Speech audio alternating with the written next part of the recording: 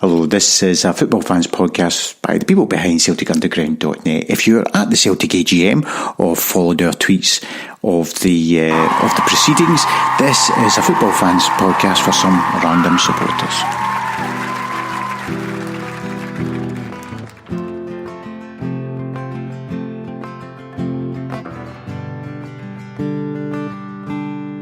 I got a girl crush.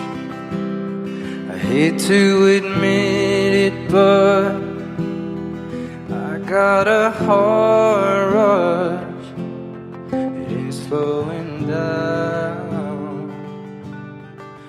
So this week was the Country Music Awards, and I thought for those of you who are into that type of thing, particularly our American listeners, because of course everybody in America likes country music, I would do something from it. So we've got the cover versions and our intros that we do. So this week's cover versions, playing underneath me just now, to show that we're in touch with our kids, is young Harry Styles with Girl Crush, the cover of the Little Big Town thing. And then at the end I've got Ray Stevens, one for the kids, this one also. Ray Stevens from 1975. I well remember Mum and Dad getting a stereo in 1975, and we got a tape with it. Oh no, it wasn't a tape, it was an album with it called Disco Hit 75, and Ray Stevens' Misty in a country music version was on. Anyway, enough of my rambles. You'll get rambles at the start of the podcast.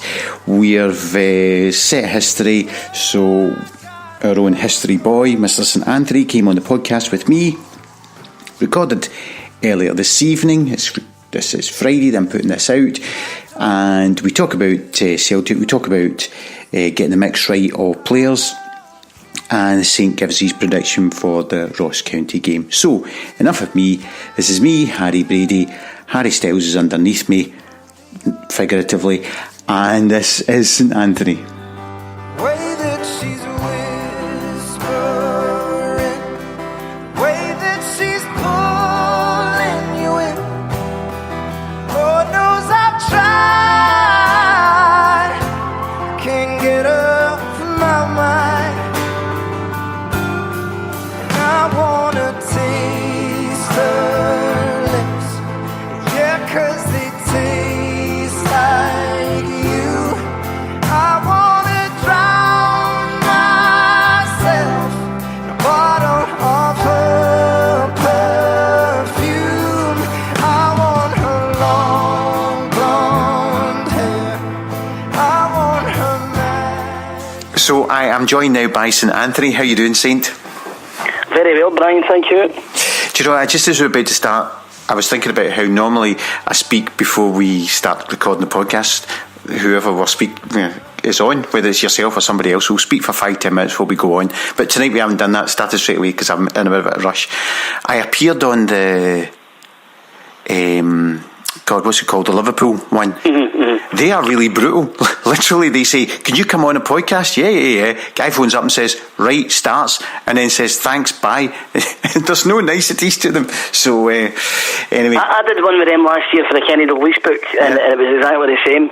I was up the stairs and the phone went, and I thought we might have a wee cordial chat before we actually get into it. And he's like, "You ready?"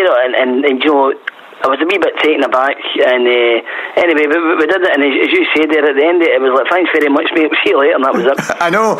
I mean, not that that's very interesting to the listeners of this, but it's more just you like to at least have the niceties of, "Hi, how you doing? Have a good day. Like, what should we talk about?" It's just, anyway, maybe they're more professional than us, maybe that's what it is. Maybe they charge more money as well for their product. Exactly. I mean, we only charge a full, it's somewhere between £1 and -1 is the amount we charge for people to listen to this. Maybe if we charged we wouldn't get anything. I see that David Edgar, I know Lawrence is but I don't listen to it because it's rubbish, and then goes on about it. I think he's going to start, or he started charging people for it. Edgar? Aye, for the Heart and Hand. Oh, right. I'll see how far that goes then. I don't think he realises his listener numbers have gone up in the last 2 years because the amount of Tims who listen to it just to laugh at their pain. I know. Anyway. But it's the old saying, we can feel your pain. Yeah, we can laugh at their pain. So what we chat about is, since the last podcast, Celtic have broken a 100-year record in the unbeaten run. Suppose, how does it feel to be alive for seeing Celtic create a 100-year record? Here's a question for you. I think we're maybe taking it for granted a wee bit because we're becoming so used to it, and we're getting a wee bit blasé, which kind of concerns me a wee bit because, I'm 51 and I count myself lucky to have seen 4 or 5 really good Celtic teams. No team has went in a run like this, and I know that there's arguments to the level of Scottish football, but I don't think that comes into it because you can really only beat who you've got in front of you. And when you look back to the early to mid-90s, when you see how powerful Rangers were in terms of their spending capacity and the big name players they were bringing in, and you compare that to us having like Mark McNally and Paul Byrne, then I think it puts it into perspective then, because it's a magnificent achievement, and Brendan and the players deserve a lot of credit for it, and we'll see how long we can keep the run going. It would be great if we could maybe add a wee bit onto it and make it even more impressive than what it is at the moment. Matthew Said, who regular listeners of this will know, I'm a fan of his. He wrote the book Bounce, and he's a columnist in the Times. He wrote a great piece last week about why it's such a fantastic achievement, and one of his points was actually the poor competition makes the achievement even better in many ways, because you would think that we would go into games with our foot off the gas and our eye off the ball, and particularly the Ivor Champions League down to a game away tomorrow against Ross County. Yeah, the thing that made me laugh was apparently Tony Cascarino was on the radio saying that it wasn't a great record and that pub teams have done it and school teams have done it and the rest of the stuff, and you just think, I could accept that coming for Roy Keane. I could accept that coming for somebody who played for Liverpool in the 1980s. That was a magnificent team. But to hear it coming from an entity like Tony Cascarino, who ironically came up here and couldn't cope with the limited standard that we have in Scotland. He was a complete flop. He was a flop on the park, off the park, and the best thing that he is remembered for is actually clattering into a policewoman at Broomfield one afternoon in 1991, so much so that woman went to court and actually sued either the police or Cascarino, or a mixture of both, for a 6-figure sum, which is over 20 years ago. And for Cascarino to come out and start belittling, but what's the old saying in politics? It was like being savaged by a dead sheep. The guy's opinion counts for nothing, and if Alex Ferguson came out or Arsene Wenger came out and criticised Celtic for the run, then I'll take that on the chin. But I'm afraid I'm not having it for the likes of Tony Cascarino. Do you know, I couldn't agree more. Although, as an aside, I do sometimes think when someone like Hartson or Sutton, which they have done on this Europe Champions League run, I do sometimes think when they criticise the team for a crap European performance, any player who does that, a Celtic player, I do often think back, no, I can remember you participating in a dreadful performance. I would actually have more, or I would listen more, or I would take more cognizance of what people were saying and I'll move away from Cascarino for a minute. If Sutton's savaging Celtic for the performance in an away European game, if he actually then gave a bit of insight by saying, however, I have to say, I've been there. I've been in a situation where we went to Rosenborg and got thumped 3-0, and it could be more. Or I was there that night. I've been to Porto. When I remember when we get beat 3-0 by Porto, watching the game through my fingers, thinking they're going to go on to score 6 and 7 here. There's a worse one than that. I mean, Sutton played against Armedia Bratislava when we get beat 5-0, which is probably up until maybe the Barcelona game the worst away European performance in Celtic's history. So, I love Big Sotty, but he's a great character. I think he does a lot what he says for a noise up to get a reaction. And he was a formidable player, a great sell. So I can take criticism for the likes of him and Hartson, but Tony Cascarino and apparently they've got Joey Barton on TalkSport, and you think to yourself, but what is TalkSport actually came to? But a few years ago, the guys there that were great ex-players and would come on, and you would have the utmost respect for them. And then all of a sudden they're left with the dross now, like the likes of Ray Palmer and Tony Cascarino and Joey Barton. Is that really the best that TalkSport can muster? Well, to be fair, I think TalkSport's always been a bit tabloidy with the guy Adrian Durham on, very much along the lines of... It's a radio version of The Sun. He'll take a position 1 week which will be the complete opposite in a month's time, just in order to have that good cop, bad cop thing to get people phoning in. To phone him. But your point about Cascarino, you're kind of looking at them thinking, he's been here. You would expect that more for him to understand. He was up here when, to be fair to the old board, and you didn't know who he was. He was £1 million signing, and so was Stuart Slater, and we had Gary Gillespie, and trying to think, Tony Mowbray. We had other players who had cost a few bob. Different questions going to they just weren't delivering at all in the park.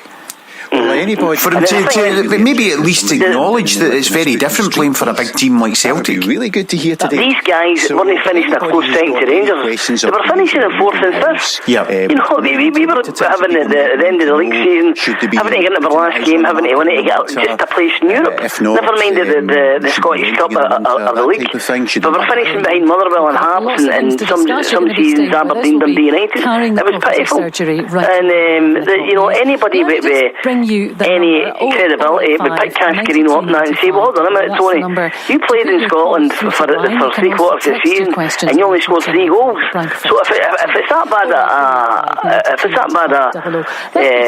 first of all, Ed, good morning. A level, then how come that you had such a bad record? Thank you yourself. Yeah, and the point you make, no matter how far there was a gulf between us and Rangers at that time, we were outspending every other club in Scotland. Well, maybe not Aberdeen, to be fair, were signing £1 million players at the time as well. But the likes of Motherwell, as you point out, we were outspending them. We had better players than them. Yes, so these people were underperforming. You're quite right. If I council home and you get, if I'd have had the embarrassment of a career that he had in Scotland, I would try to avoid making any. I'd be as bland as possible when I was making reference to Scottish football. Inside the first 3 years. And then they keep going on about how he redeemed his career when he moved to Marseille and became a cult hero with Marseille. Marseille were in the second division at that point. He wasn't even playing in the top division in France. He was actually playing in the, I don't even know what they call it, to be honest, the Division 2 in the French league. So, Marseille is a big club. They're a fantastic reputation across the continent. But at that time they were suffering because they'd been demoted through cheating and irregularities and the rest of the stuff that Bernard Tapie was involved with. And Cascarino was very misleading. He talks about how he was great at Marseille. No, in the top division, mate. You were actually in the second division because you found your level. Yeah, and even he was at Chelsea, but Chelsea were not Chelsea that Chelsea are today. Chelsea had only recently stopped being a yo-yo club that bounced between the first and the second tier of English football. Yes, with a basket case of a chairman in Ken Bates, and a stadium that was a mess, and supporters that were on a par with Millwall fans, and crowds of 15,000 at the time. So a far cry for what the vote stand for Bridge at the moment. Having said that, but you're right. I think we've got to sometimes be careful that we don't become blasé about this period of domination, grabbing hold of people, getting and just eyes to then read savour every single minute of it. Probably as I read someone say, at some point this unbeaten run will come to an end, because although I can't see who's going to beat us there's a lot of new development. But at the same time, I just know that we can't keep going winning games forever and ever and ever. It's just not possible. Yeah, I mean, statistically, we've got to come a cropper at some point, but that might be down to us as much as anybody else. And the thing that Rodgers deserves credit for is two things. Firstly, he's a wonderful motivator, apparently, because he gets the team up for every game. And the other thing as well is he has used his squad very, very well. Last season and this season, he's found the right balance, and he seems to be able to bring guys in at a good time. At the moment, for example, Dembele looks on fire. If you've seen his hat-trick for the French under-21s the other night, it was so exciting to watch. That's one of our players, and there's actually talk now that Mr. Dembele getting a full French cap and maybe even getting into the World Cup squad. That's phenomenal. I mean, if he continues to have a good season, then he might actually make the squad, and that would be a terrific accolade for Celtic to have a player in the French national team getting to World Cup final. Oh, it's one of our mates keeps pointing out, if Moussa Dembele plays and gets to the World Cup finals with the French national squad and plays any games, and particularly if he scores, we will be building the Moussa Dembele main stand at Celtic Park, because the money we'll get for him, we wouldn't be able to spend it. Properties are selling. I know, and I noticed I don't often read the newspapers, but I sort of read one today in the bus on the way to work, and I think Brendan commented roughly along the lines of Moussa Dembele was a two-season player, but she's basically given us forward notice that he's still going to be here in the summer.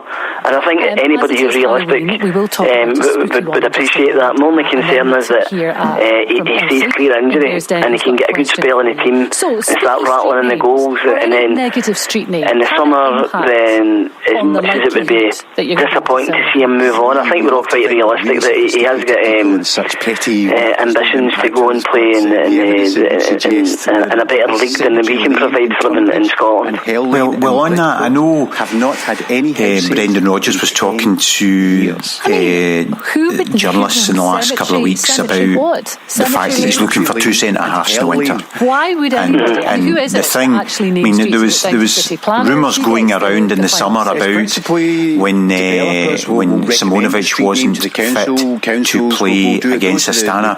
There were rumours going around about the fact that he wanted to take the Burnley £10 million offer, and the Celtic medical staff were not 100% certain that his injury, I guess what you can do to avoid making him unable to play against Astana, was a real injury. But at that level, if a player says I'm not 100% fit, you've got to take his word for it. Just the way that Brendan's been talking about, it's the way he's worded.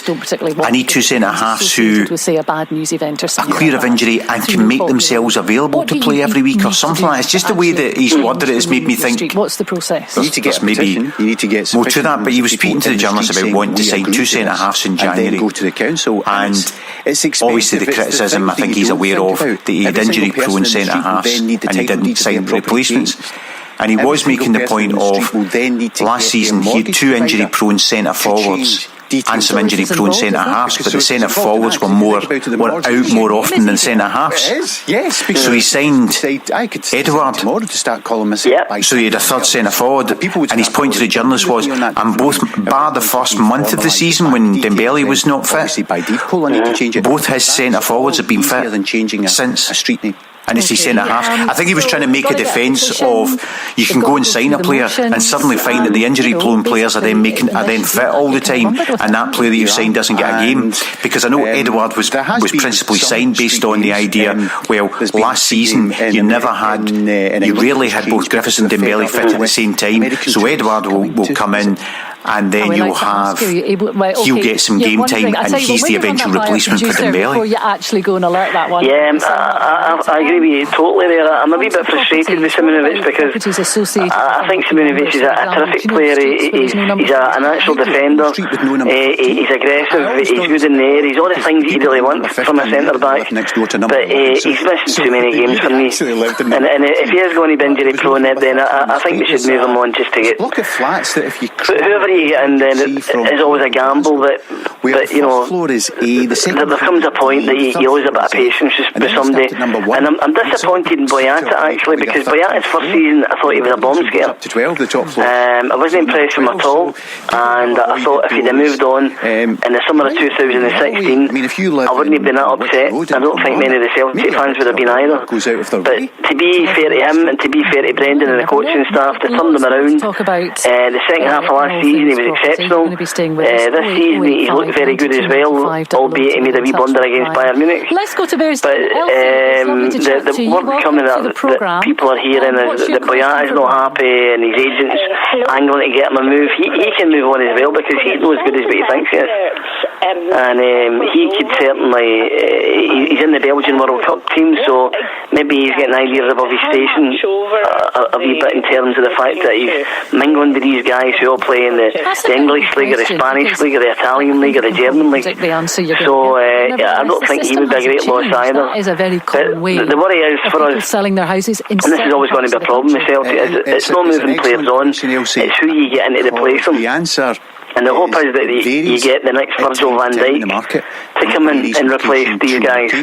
But you could quite easily have another guy who come in like Tyler Blackett or something like that. Well, the challenge that we've got is, and you mentioned Dembele there, I suppose if you're Dembele, so imagine you're in a work environment where you find out that people of the same ability as you working for another company earn 3 times a month what you're earning. And that's why we've seen an introduction in areas. It takes a strong, huge person to turn around and say, I know that I could earn 3 times as much, but I really like my current workplace. 5%. If it goes to not to start thinking, it's always a good idea to try and get. I would have a complaint if Dembele left, in all honesty, because people are offering. Sorry, I meant to say Boyata when I said Dembele. I meant to say Boyata. Oh, did you mean Boyata? Sorry. Oh, yeah. The whole thing about Boyata is we gave him a platform because he'd been at Manchester City for quite a number of years, and he played something like ridiculous. He's only played something like 13 games in the space of maybe like 4 or 5 seasons. But if you, arguably, on the one hand, you can say, yeah, I'm getting maybe 20-30 grand a week for not playing football. Therefore, you know, I'm not going to complain too much. But if you've got any pride and you want a career in the game, you want to play at the highest level possible, week in, week out. And we've given him a good platform. He's had the Champions League stuff. He's played in cup finals. He's played in the big derby games against Rangers. He's been very successful. He's won medals. So he's done well by us. And I just get the feeling that the background, and indeed, are you thinking of buying or selling at the moment? I don't think he's in Simonovic's class as a natural defender. I think he's tends to you've got to be informed, be prone to mistakes and blunders and stuff. So I'm kind of disappointed in Boyata, more so than Simonovic, because I think 95 Simonovic get in touch with Brian if there's anything isn't that you want to talk to him about, if you're planning on buying, selling or renting. Doing both the same thing. Brian, they've been sold coming to Celtic. You actually used the phrase there. They've been sold coming to Celtic will give you a platform. We play Champions League football. It will give you the platform to earn the maximum that you can possibly earn. And that's, they're not Celtic fans. They don't have a particularly strong desire to live at the arse end of Europe in the top part of the cold and wet part of Europe. So, they're neither coming here because Scotland's got fantastic weather, nor are they coming here because we are the top peers. They're coming here because we are very good peers. But you use the phrase, we give them a platform. The other option is if I'm Dembele, we keep saying Dembele, I'm Boyata's agent, and he's starting to be in the Belgian squad, I'm going to be saying, maybe not definitely leave, but I would certainly be saying to Boyata, do not sign anything or get a new contract with Celtic until we at least see how the World Cup goes. And is that because regulations, building... I think the thing about Boyata and Simonovic is we've been good for each other. They've came here, we've given them a platform, they've performed well, we've been successful, so it's a win-win situation. As I said there, it concerns me a wee bit about who we get in to replace them, because there's always a worry that it's very difficult for us to replace luck with like.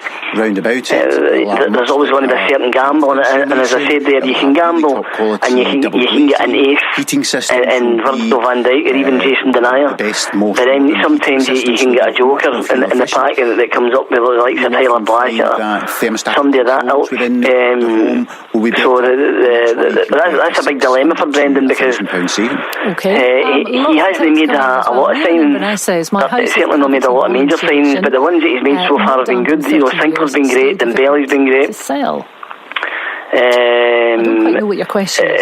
It was another guy last Kulo Toure, I think, did well for the first 6 months. The text there. So apart from that, none of the signings have been outstanding, to be honest. But it doesn't specify. So that's something that remains to be seen. What level of player we will look to bring in to replace these guys. Identifying that there's not a and I suppose property and the concern about you're saying there about the cavity wall insulation should make a difference. Careful you get in. The other challenge we've got is when we signed Van Dijk, on savings, we went in and got a bargain. Since then, the likes of the top English teams like Man City and Chelsea, who've got whatever it is, 30, each have got 30 odd players out on loan. They've gone much more into the concept of hoovering up potential young talent and then flying out on loan. So our ability to then get Van Dijk or even a Boyata before he goes to Man City is diminished because they've hoovered up those people. I think your savings on my bills in what I understand Brendan's attitude is that's why I think Brendan's making such a big play of he's got to get the youth through, because if we've got if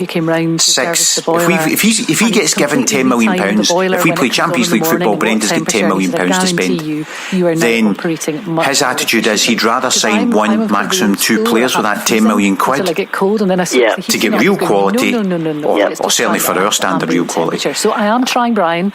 And so if you're going to be doing that, the squad and the team have to be augmented by domestic players and your own academy rear players. You both. Yeah, the three things to building a team is, I always think Alex Ferguson did it very well at Man United.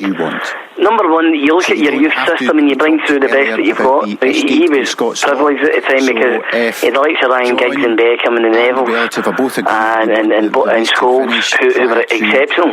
So maybe that's not a good comparison, but the point I'm making is you bring in the best that you can get, and at the moment we've done okay with the likes of Tierney and James Forrest and Callum McGregor making a big impression. Can I enter into that? And then what you do at that point is you look at the Scottish game, and we've been cute in that in the last couple of years because we've brought in Armstrong and we've brought in Griffiths, who have been phenomenal signings. When the new lease really top draw stuff, fantastic. It's really hard to imagine going abroad and getting players as good as that for the price that we got them. So you need to hoover up the best Scottish talent you can get, and then after that's when you look to get your, what is it, we used to call it a blue chip signing. You can have a 10 if it's a midfield player, you need a striker or a centre half or whatever.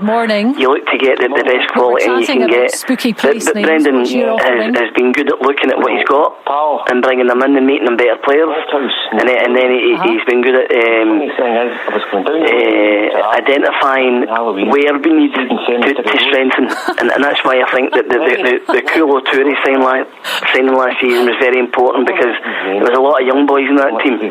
For what I can gather, his experience was invaluable, not just on the park but off the park and on the training ground. And I've seen Brendan make comment to that recently and say how important Toure was in terms of the fact that all the other players looked up to him because he'd been so successful as a player and he was coming in with a big reputation. Lovely to chat. And I wonder if we can maybe get, it's not easy, but I wonder if we can get somebody of that ilk again in defence or maybe even in midfield to help the players develop on the pitch and off the pitch. Yeah, because the challenge you've got is, people talk about the lack of cover for Kieran Tierney. Challenge we've got a 20-year-old who we all think's fantastic. So your ability to sign a guy who's better than Kieran Tierney is pretty remote, because we think Kieran Tierney's worth upwards of £10 million.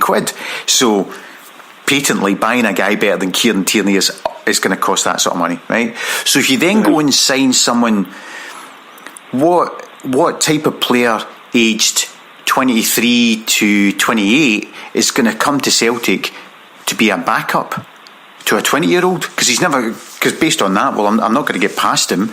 And not only that, we then spend 3-4 million quid on a guy to be a backup to a 20-year-old. Well, that's a bit of a waste of money on our limited resources, spend 3-4 million quid on a backup. So your only options then are that your backup to Kieran Tierney has to be from your own academy system, or as you say, your backup to Kieran Tierney is you say to a very experienced person, look, can you come in and be here for a year or two? See, I'm actually thinking probably a good example of that might be De Vries. Mm-hmm. That if they really, really, really rate Conor Hazard as highly as they appear to do, but they think he's maybe 2-3 years away, you go and sign a 25-year-old guy, you've just stopped Conor Hazard becoming Celtic goalkeeper. Mm-hmm. So you bring in De Vries. If you think De Vries is of the same quality as Gordon, you bring in De Vries and you say, right, okay, you're here for a couple of years because we need backup to Craig Gordon, and we've got this young guy coming through, and there's a 2-3 year window between when he'll be ready and just now. So you bring in someone with more experience. Now, De Vries might be a bad example, although I don't think he's as bad as he looked in his first few games, as his only appearance this season has shown. But it's along the lines of what you're saying. Bring in someone for an 18-month window to do a job if you think you've got youngsters coming through, because that person can fill in until the youngster's ready, but also might help the youngster come through. Yeah, I agree with what you're saying. I think it's very difficult with Tierney because he's the best player in the team. He's arguably the biggest talent in Scotland. So he's up there on the platform. Who's going to want to come and fight for him for the left back position? There's no many. So the irony is that Izagiri was there, and he was first class cover, as he proved last season when he came in, and did very, very well. The one thing about Izagiri, for all his faults, was the guy was a tryer, and you knew what you were getting, but every time as he played, that he would give you everything he had. It might have been better making a deal with him to get him to stay for a couple of seasons. I don't know if he was open to that, whether he wanted to play more football at his time in his career, but I think we could have done a wee bit more in order to keep him. Well, I think, and that may have been the solution.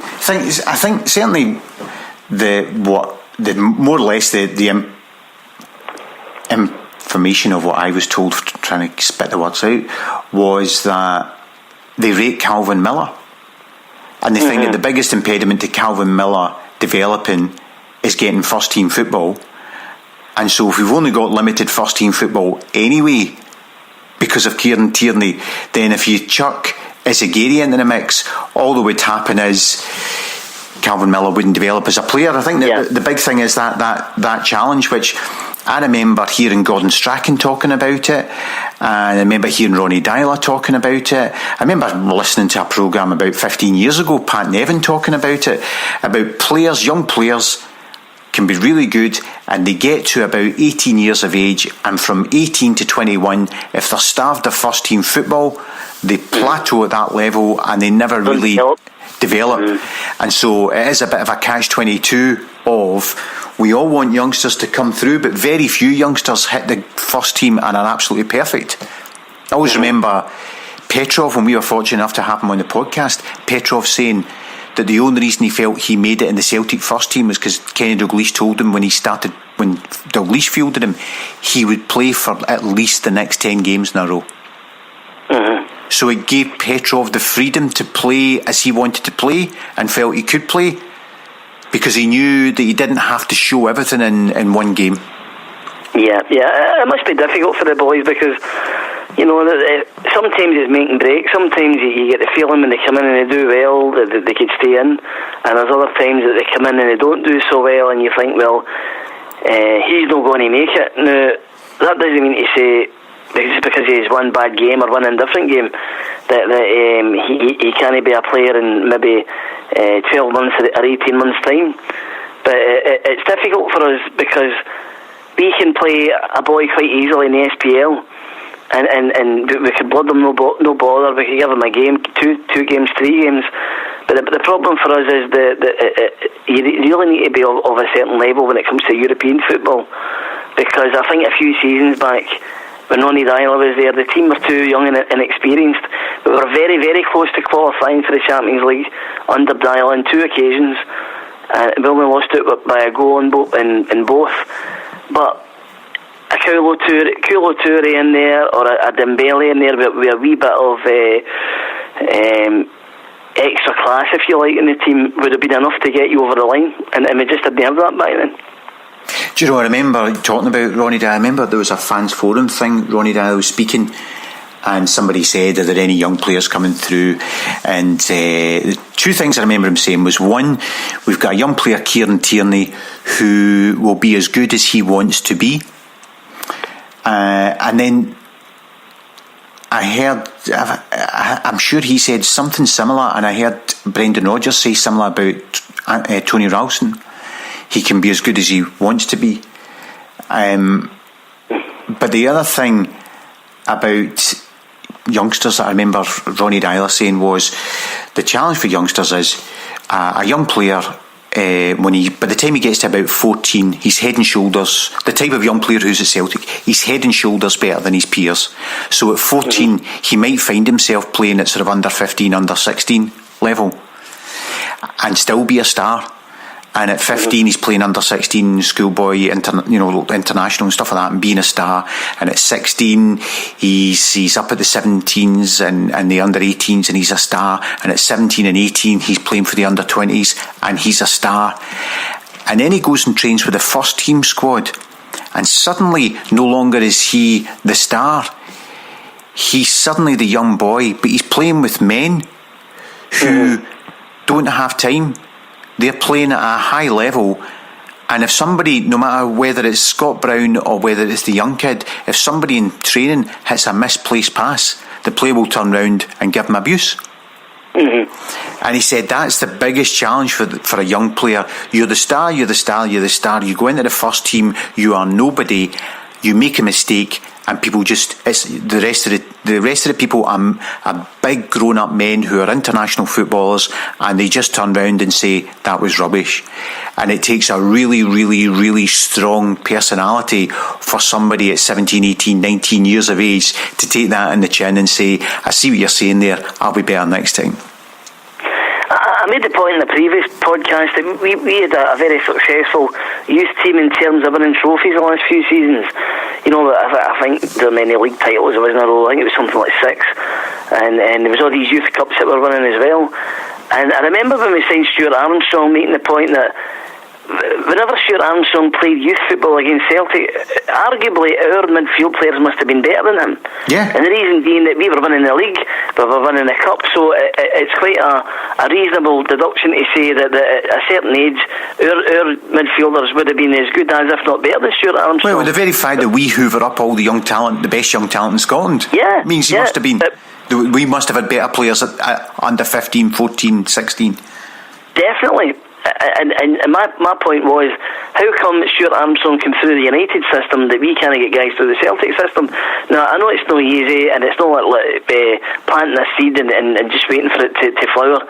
There's a whole number of things. There's the temperament of the boy, there's how he reacts to exactly what you're saying there, how he reacts to coming through the different age groups, all the rest of the stuff. That's why I'm pleased that Callum McGregor made the breakthrough in the last couple of seasons, because he proves and sets a standard to guys underneath at youth level that this is what you can achieve, this is what you can do.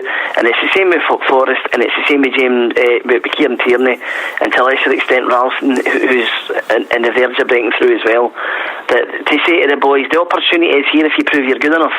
And I think that in previous seasons, some of the managers could have used some of the younger boys more and didn't do it, because for whatever reason they just wanted to stick with experienced players, and if they needed a player, they would rather go out and buy one than promote a boy for the youth team. Well, I think the reason is pressure of results. Yeah. I'm sure if you spoke to every manager the day after we won a game, they would say, I might play one of the youngsters next week, and then on the Friday night think, well, I'll maybe play in the week after because I need to win this game. Well, the whole thing, when Rangers were at the Loop and we were winning the league fairly comfortably, and we weren't fairly comfortable when they're in the loop, but the point I'm making is when they weren't there, I'm disappointed that we didn't get more boys from the youth team into the first team. I think that was the ideal chance. The pressure wasn't the same at that point. And we would rather find Timo Pukki or Lassad or other guys who were coming, Banguren, these people who were coming in and weren't necessarily successful. And I think that there was there might have been one or two of them who could have come through with a wee bit of encouragement. But isn't that the dilemma of a big club like Celtic, that we as fans get on the board and look at us now? This is maybe an exception because we don't have a young centre half coming through, but you get my point, I'm sure. We're giving them a hard time because they didn't sign centre halves in the summer. Yet we will also give them a hard time because there's that famous photo of all the goalkeepers with Brad Friedel and Shay Given, where we'd in that pictures Packy Bonner, Gordon Marshall, Stuart Kerr, Brad Friedel and Given. So we'd 5 goalkeepers. So we can't have 5 goalkeepers. There's only one goalkeeping position. And okay, eventually Given became better and Friedel became better, but obviously at that moment the judgment of the Celtic coaching staff was Bonner, Marshall and Kerr were better than Friedel and Given. And again, people will make the point, look at Andy Robertson, he was let go by Celtic, but if we'd not let go of Andy Robertson, we wouldn't have Kieran Tierney as a left back. So, and that's slightly different with a player coming through, but the principle of we give the club a hard time as fans, and all fans do, if you don't sign players. Equally, if we then find out that a young player is a star playing for somebody else, why didn't we give him a go? Well, we didn't give him a go because we were all pestering the club to go and sign somebody. It's sometimes a catch-22. Well, it's difficult. There's no doubt about it, and sometimes you get a boy who looks good at youth level but doesn't quite make the step up. You were explaining that they're to a degree that you're getting in with men, not just men, experienced international players who are of a Champions League standard and international standard. So you might be good enough to play for Dundee or Partick Thistle or Ross County, but it's very, very difficult to break through at Celtic. It's also that thing as well that you look at someone like Gary Mackay-Steven, who's patently a good player, he's patently got ability. Or you look at, even better, closer to home right now, is Hayes. Hayes was the best player in Scottish football outside Celtic last season. Playing for Celtic this season, he looks completely lost. And, and you wonder whether it's the weight of suddenly. You would think playing with better players might enhance you, but it might be just the weight of the mentality of having to perform at such a high level every week might be too much for some people, and you don't know that until they're thrust into it. Hayes is a funny one because he when he comes on, he does look as if he's not quite up to the speed as much as the rest of the players, and it's noticeable as well in the games that he's played that he seems to be behind, and I don't know if that's confidence or he hasn't found his feet yet. It's not unusual for a player to come to Celtic and maybe take 6 months to bed in before you'll see the best of him. And I didn't think that would happen to Johnny Hayes because he was a Celtic man. He came for the SPL, so he was familiar with the level of football. He was clearly of a good level in the SPL, that sufficient enough level for us to sign him. And I have to say that he has been disappointing when he's come on. But I think he's more comfortable playing on the left-hand side. One of the best games that he played, I think, was maybe the game against Hibs. He played in a sort of unorthodox left-back position, almost like a left wing-back. But he was more comfortable on the left wing because he's left-footed. And I think sometimes Brendan throws him onto the right flank, and he doesn't have the confidence to cross a ball with his right foot, so he turns it onto his left foot, and he just looks a wee bit cumbersome at times. But it's a squad game, and hopefully he'll make maybe that thing as well. When you're coming on as a sub, you try extra hard, and sometimes trying extra hard Too hard. It's too hard, yeah. You just go on and accept that, particularly with a wide player as well, because a wide player could go 5 minutes and not touch the ball.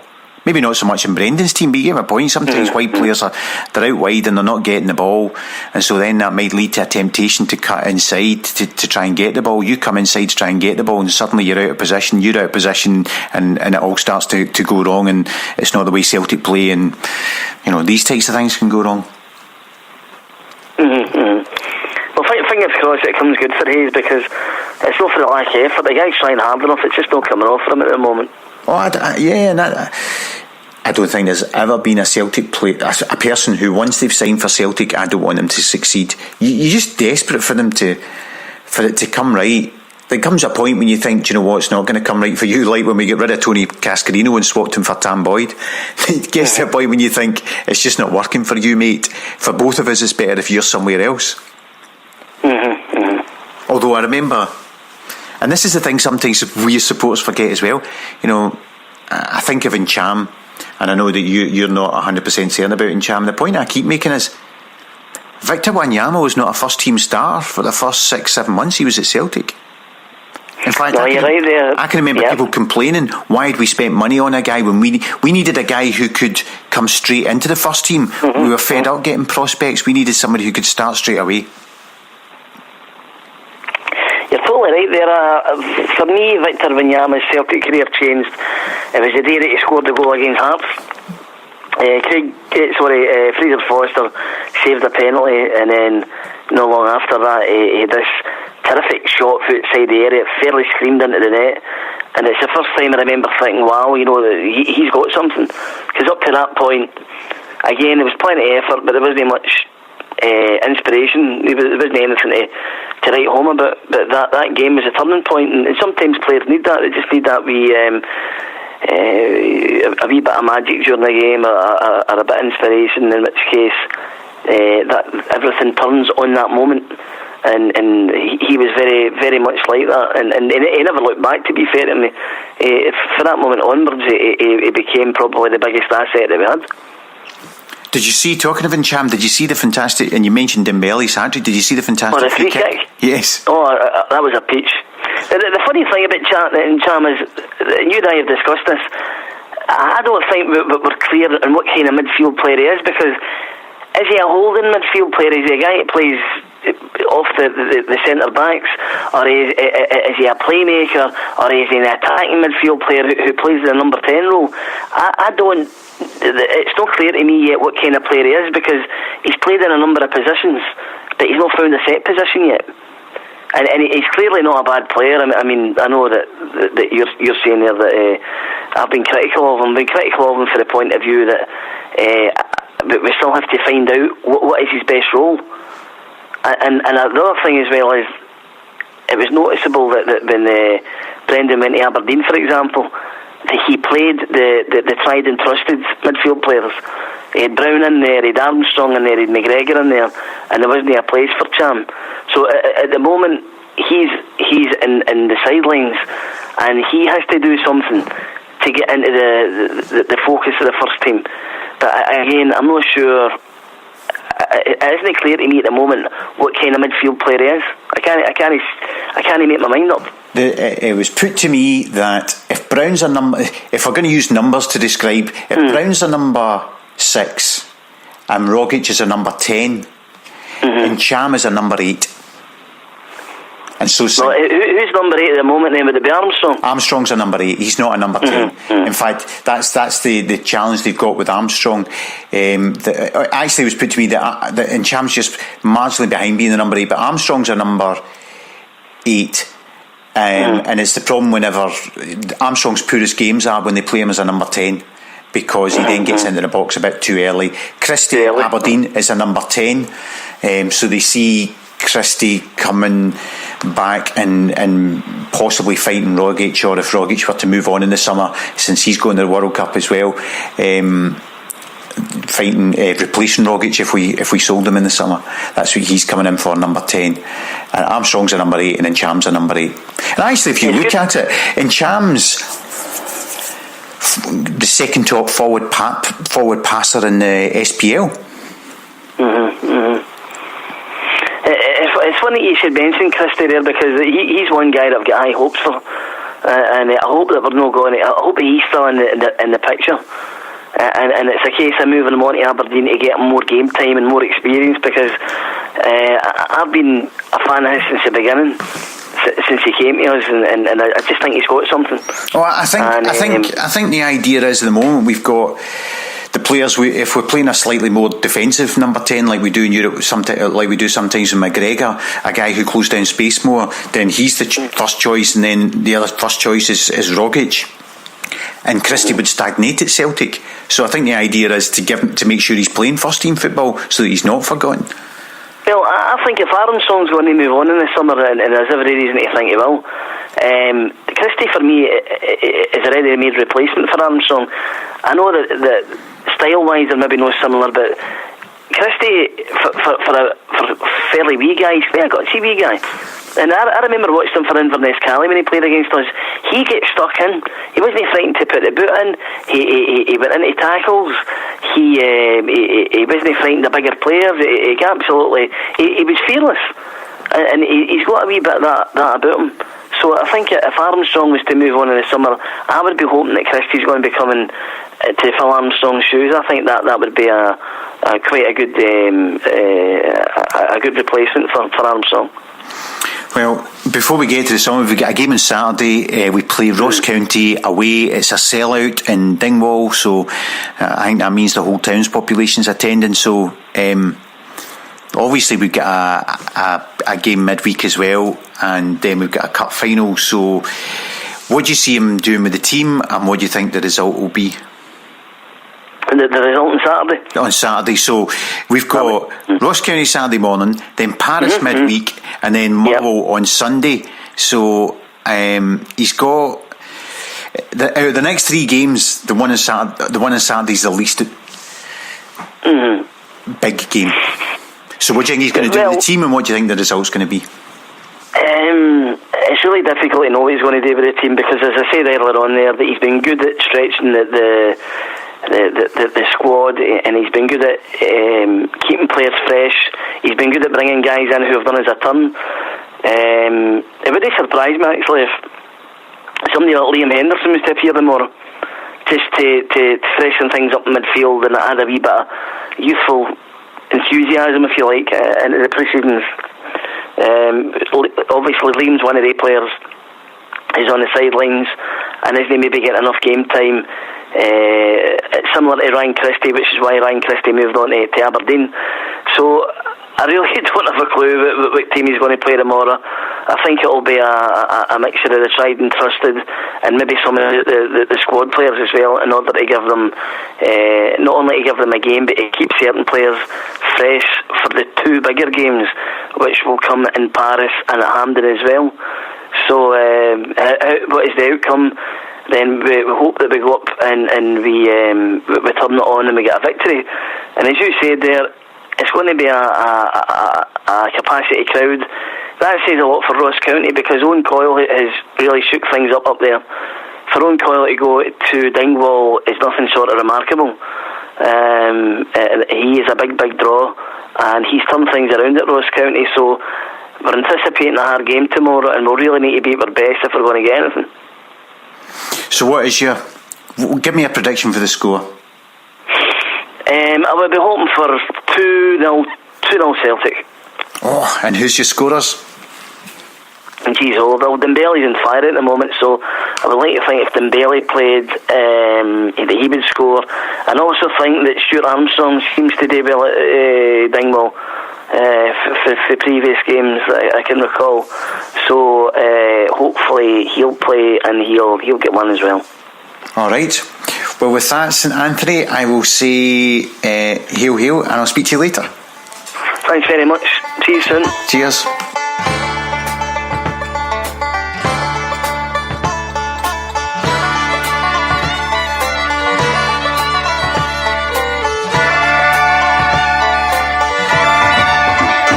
Look at me. Hope you enjoyed the podcast with St Anthony. There'll be more along shortly. Hopefully have a pre-Paris preview, and obviously a pre-cup final preview as well. that pretty much is for me. Just one more thing, talking of Lawrence Donegan, Lackey Moore and I were at the AGM. Him and I, one of the 2 or 3 people who vote against Tom Allison every year. Lackey also voting against Brian Wilson. And Lackey turned to me and said, I was listening to the Buy Them In podcast, and I didn't realise that Lawrence Donegan was in a music band called something like Lloyd Cole and the Commotions or something. So there you go. Fame's a short-lived thing, isn't it? Anyway, enough of me. Don't forget, the Celtic FC Foundation Spirit of Christmas Appeal has started with a bucket of collection on the 2nd of December before the last in our trilogy of Motherwell games that are coming up. But there's plenty of other things you can do. Go on the Celtic FC Foundation website and you'll see the marvellous things that they do and what the added benefit and joy that the foundation brings people's lives. Enough of me. That was me, Harry Brady, with him, St Anthony, and this is Ray Stevens playing alongside us.